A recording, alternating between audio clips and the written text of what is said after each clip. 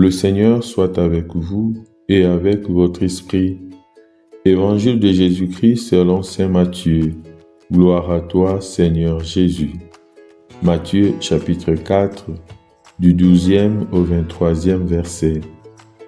Quand Jésus apprit l'arrestation de Jean-Baptiste, il se retira en Galilée. Il quitta Nazareth et vint habiter à Capharnaüm, ville située au bord du lac, dans les territoires des Zabulon et des Nephtali. Ainsi s'accomplit ce que le Seigneur avait dit par le prophète Isaïe.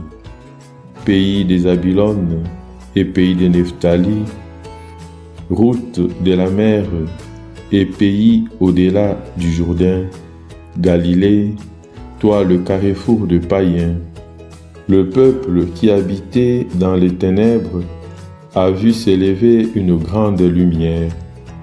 Sur ceux qui habitaient dans le pays de l'ombre et de la mort, une lumière s'est levée. À partir de ce moment, Jésus s'est mis à proclamer « Convertissez-vous, car le royaume des cieux est là ». Comme il marchait au bord du lac de Galilée, il vit deux frères, Simon appelé Pierre et son frère André, qui jetaient leurs filets dans le lac. C'étaient deux pêcheurs. Jésus leur dit, « Venez derrière moi, et je vous ferai pêcheurs d'hommes. » Aussitôt, laissant leurs filets, ils le suivirent. Plus loin, il vit deux autres frères, Jacques, fils de Zébédée, et son frère Jean, qui étaient dans leur barque avec leur père, en train de préparer leurs filets. Il les appela, aussitôt laissant leur barque et leur père, ils le suivirent. Jésus parcourant toute la Galilée, enseignait dans leur synagogue, proclamait la bonne nouvelle du royaume, guérissait toute maladie et toute infirmité dans le peuple. Acclamons la parole de Dieu. Louange à toi, Seigneur Jésus. Nous célébrons aujourd'hui le 3e dimanche du temps ordinaire de l'année liturgique A. Ce dimanche est appelé dimanche de la parole de Dieu. Ignorer la parole de Dieu, c'est ignorer le Christ. Derrière notre guide, poussons au large. Il le dit clairement, « Venez derrière moi et je vous ferai pêcheurs d'hommes. » Être derrière Jésus, c'est être derrière le Verbe qui s'est fait chair. Aujourd'hui, nous commençons pour ainsi dire, le peuple qui habitait dans les ténèbres a vu s'élever une grande lumière. Nous dit le prophète Isaïe, cité dans l'évangile du jour. Il nous réachemine vers ce que nous écoutions à Noël.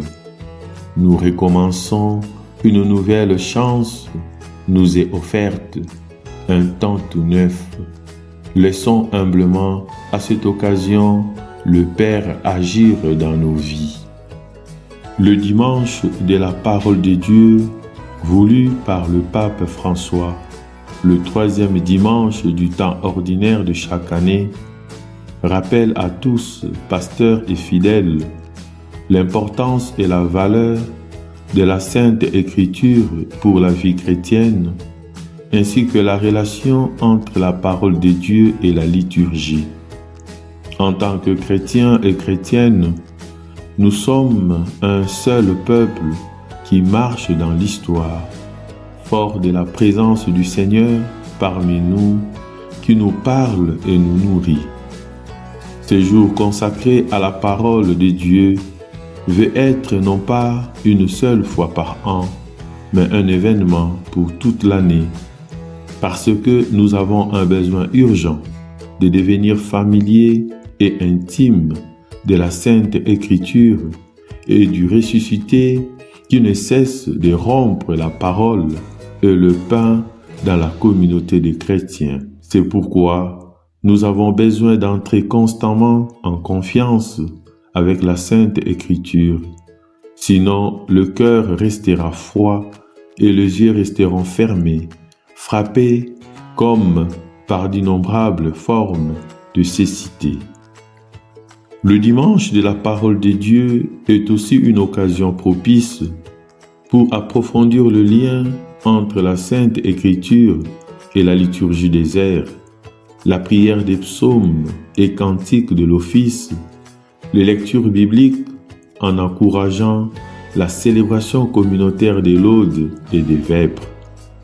Parmi les nombreux saints et saintes, tous témoins de l'évangile de Jésus-Christ, Saint Jérôme peut être proposé comme exemple du grand amour qu'il avait pour la parole de Dieu. Comme le rappelait récemment le pape François, il était un infatigable chercheur, exégète profond, connaisseur et vulgarisateur passionné de la Sainte Écriture. C'est dans la Sainte Écriture que, en se mettant à l'écoute, Jérôme se trouve lui-même, trouve le visage de Dieu et celui des frères et sœurs, et qu'il affine sa prédilection pour la vie communautaire. Si nous découvrons la parole de Dieu, si nous découvrons le Christ vraiment, nous pourrions échapper à notre solitude. À sa suite, nous formerions un seul peuple marchant dans l'enthousiasme. En nous ouvrant à Dieu par notre prière, demandons-lui de nous arracher à notre médiocrité et de nous pénétrer par le souffle de son amour en nous faisant découvrir la personne de Jésus. Nous deviendrons alors des paroles vivantes. Amen.